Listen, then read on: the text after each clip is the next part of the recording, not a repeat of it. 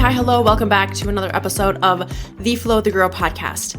Today is going to be another short one, and I want to talk to you about something. I want you to understand something, and I want this to be a constant reminder in the back of your head if and when you ask yourself, am I doing enough? Are the steps that I'm taking to be healthier, to lose weight, to be toned, am I doing enough? Do I need to be doing more?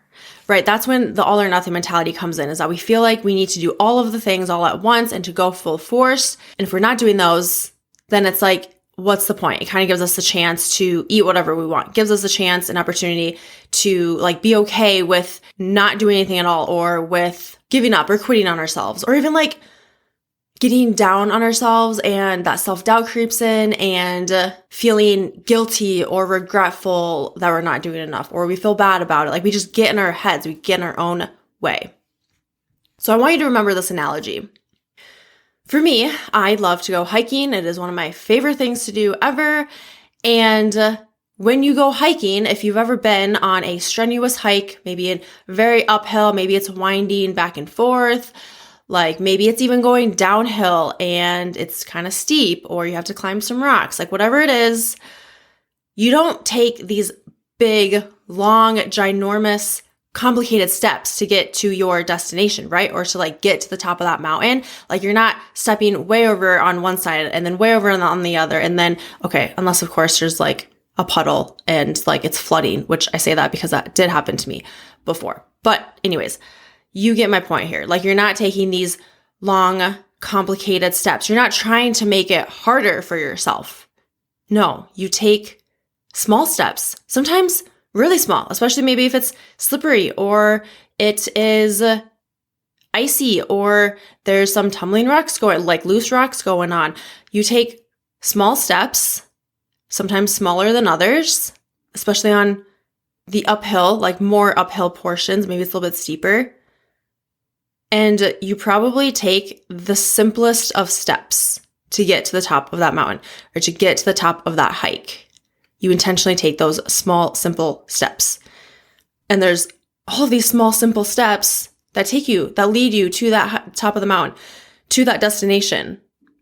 And it worked. It got you there. You don't question, am I taking small enough steps? Or you don't question, should I be taking bigger, more complicated steps? You just naturally take those small steps. And so I want you to think about that in your health and fitness journey, in your pursuit to losing body fat, gaining muscle, being changing the shape of your body, whatever your goal is, whatever that thing is that you're working towards, think about that hike and that mountain and the fact that you take small steps to get to that spot that you're overlooking where the scenery is beautiful and you can see so far. I want you to remind yourself you don't need to take long, complicated steps in your health and fitness journey to get to that destination or to get to that next goal that you have. I want you to remember that those small steps matter. All of those little tiny steps are going to get you to where you want to go. I want you to remember that it's okay to take the simplest of steps in order to get to where you want to go. This is the power of small steps. And it's okay, especially if you're just starting out and it's new, this whole health and fitness thing is new to you and there's so many things telling you to do this diet or you should eat this or you shouldn't eat that. When there's so many things, it's okay to start with only one thing. It's okay to start with the thing that you know that you can for sure do. Maybe it's drinking 80 ounces of water every single day, and that's your first goal. What that's going to do is help build confidence. It's going to help build momentum. It's going to help build small wins. And you might find yourself naturally implementing, changing other habits and things that you're wanting to work on. You might find yourself feeling a little bit more dedicated and consistent. And then once you are focusing on that one thing and you have nailed that down for a couple weeks, add in a second thing that you want to work on. So maybe it's more protein. Maybe it's getting more sleep. Again, small steps. And the way to overcome all of the dauntingness, I don't know if that's a word, but all of the things that seem overwhelming is to just dissolve all of that, break all that down and choose just one thing. And that's what's going to create the lasting change, the changes that are sustainable. And not to say that you're going to be perfect for the rest of your life. There's going to be times and seasons of your life where maybe you don't drink a lot of water. you were doing really good with that and it like became a habit and natural to drink X amount of water, but maybe there's a season of your life where you drink less water. And that's not to say that doesn't mean you're a bad person or that you have ruined your progress by any means.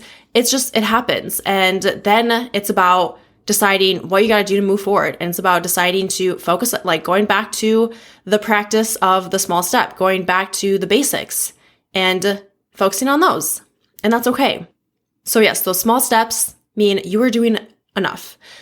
Those small, simple steps that seem not very significant or not super important or not like you're doing enough are the things that are going to help you to create habits and to help you and lead you to where you want to go.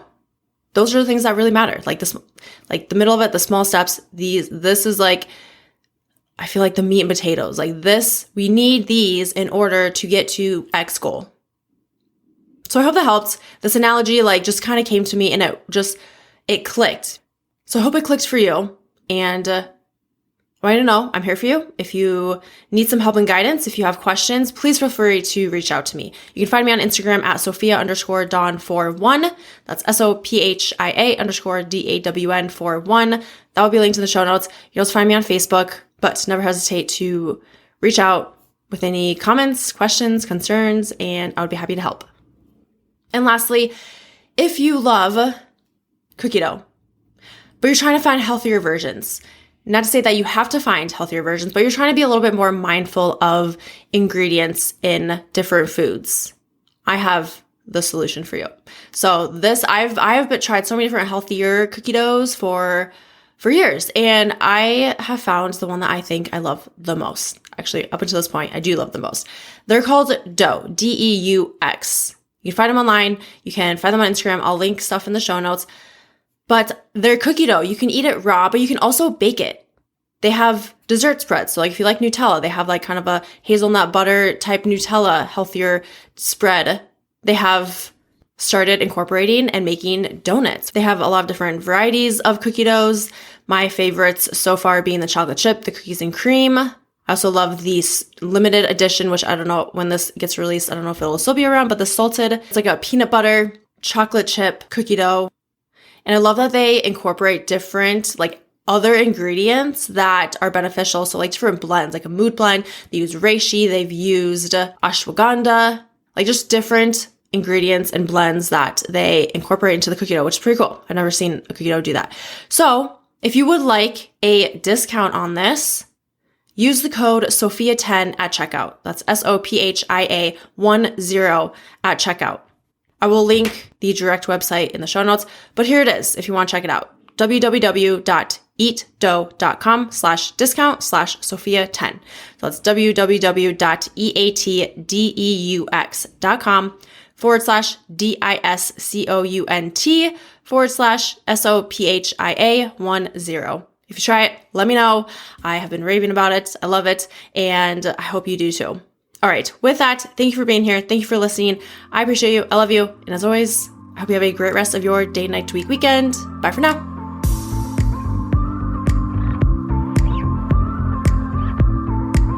Thanks for tuning in to this episode of Flow with the Grow. I'll see you next week for your daily dose of positivity and growth.